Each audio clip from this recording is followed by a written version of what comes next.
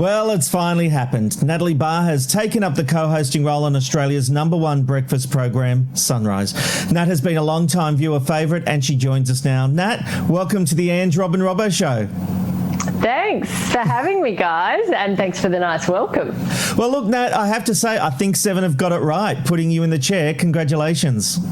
Thank you. Yeah, well, it's only been 18 years, but I've actually been really happy where I was for 18 years, that half step back, half step to the left.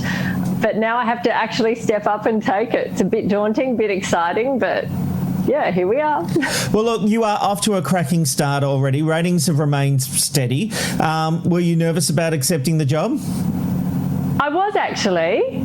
A lot of people don't think that, and a lot of people are saying, oh, well, you've done it a lot already, and I have, and, you know, for the last 18 months, I guess it's been pretty obvious that Sam's had lots of personal issues, her mum and her dad, and lots of family things, so I've been hosting a lot, but I guess when the big boss calls and asks, it's still nerve-wracking, and I did have to think, this is a lot more attention. There's a lot more pressure when you're in the front row, I guess.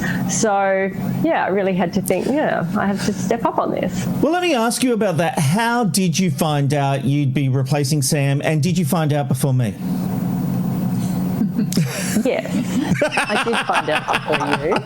Sorry about that. I know you're good on Twitter, but you didn't beat me.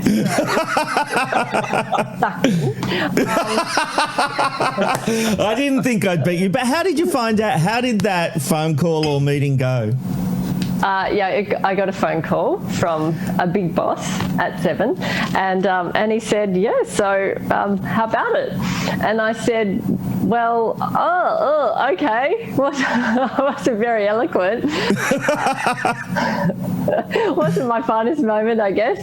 But that's my natural habitat. I love covering the news. I love going out to these stories, but the attention on me is not my natural habitat. Yesterday, the first day, was probably a bit nightmarish for me because everyone kept asking me, how are you going? What's it like? Oh, first day. I just wanted to go back to the new normal where we'll actually be covering the news and the events and the great interviews that we do, not me. Yeah, well, this is part of the gig. You're in the big chair now, and they're already talking about a radio stoush with Carl Sandilands, I read in the paper today. So you've already having stoushes with people, Nat. I'm not. So let's get a headline. I went on to Carl and Jackie O right after I'd read a headline and sort of sorted that out with Kyle. I've never met Kyle, and I read that he thought I was cold. I didn't deserve the job. It should have gone to someone outside the company. So I said, well, really? You've never met me? What's that about? And he said, oh, no, I didn't really mean that. I just meant, you're not used to putting your personality forth because you're used to reading the news. So we sort of sorted that out. And I kind of am. I've hosted the program a lot, especially over the last couple of years, as anyone who's watched the program would know. So I think I'm prepared, Yeah, well, he's a bit busy while you're doing the show, so no wonder he hasn't really gotten to know you. And he will love you now that you stood up to him, you've met him, and you've put him in his place. He'll love you forever now. I don't think I put him in his place. We just had a nice discussion, a nice adult discussion. He seems very nice. So, yeah, it was good to have a chat. Now, look, I remember when Sam took over from Mel, you and I actually had a conversation about that, and you were actually happy in the newsreading role, and you've just alluded to, you've had the best of both worlds. You've been in the newsreading gig, you've been in the hosting role, but you've always had that safety of the newsreading gig. But this time, would you have been upset if someone else was given the job? Well, I think my husband said to me, you've got to step up now. The kids, I've got two boys, one's turning 16, one's turning 20 this year, one's at uni. Wow. And he said, that's how old I am, Rob. We worked together many years ago. And he said, how would you feel if you say no and someone else is sitting there and you know you can do this, you've done it a lot. So really think about it before you say yes yes or no? And of course the answer was yes, because I know I can do this job deep down, and I've done it for a lot of years, and I've had a lot of practice. And so the answer had to be yes. Well, we're seeing you there throughout your history. This was a lovely montage that Sunrise showed yesterday. And it's funny you mentioned your kids, and my reaction was because I remember you coming back from maternity leave early to do a promo shoot with me. You know, so to think that your child was born while we were making promos together is sort of a little bit mind-blowing. Yes, I think that was when we moved into the building that I'm standing in now. That's right. In at Martin Place. So that was Hunter. He's turning 16 in June. So we've been in, and I wasn't pregnant when we moved into this building. So we've been here obviously over 17 years. And it's scary when you look back at that amount of time that's passed, isn't it? Yeah, absolutely. And how do you feel about the fact that you're moving out of that building soon? You'll be out of Martin Place and back in the Channel 7 building at Everleigh.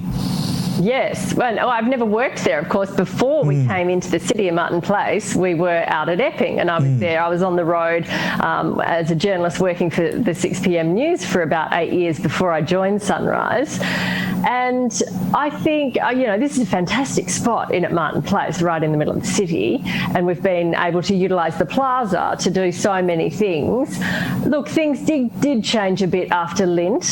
That was a pretty awful time. I mean, it was a horrendous time for so many families, and Australia watched how horrible it was. But this has been a great spot to broadcast from. But it'll be a new era. It'll be a new studio. They're going to revamp that whole building there. So, we'll turn over a new leaf, I guess. Look, as you say, since Lynn, it does feel like the show has moved on from the days of the Plaza with all the stuff that happened out there. It's a different world now. So I don't think there's going to be any major loss. But look, yesterday on the show, Sam Mack made a joke about narcissists and psychopaths, and I'm very supportive that there are a lot of those in the industry. Pointing at myself too. You shut that down pretty quickly. Is it your intention to change the tone of the show and not be so combative? Well, I have grown up with the people at 7. They're a lot of them, I feel like they're my family. A lot of them are really good friends of mine. I have been here. I joined Channel 7 in December 1994. That's nearly half my life. So I feel that I don't sort of label them as sociopaths and narcissists. That's not my story. That's not what I've lived. It might be for others, so I'm not. Oh, I've met a few, Nat. I've met a few. Maybe it is. That's just not my experience. So, and it certainly doesn't feel like it's the experience of my colleagues at Sunrise.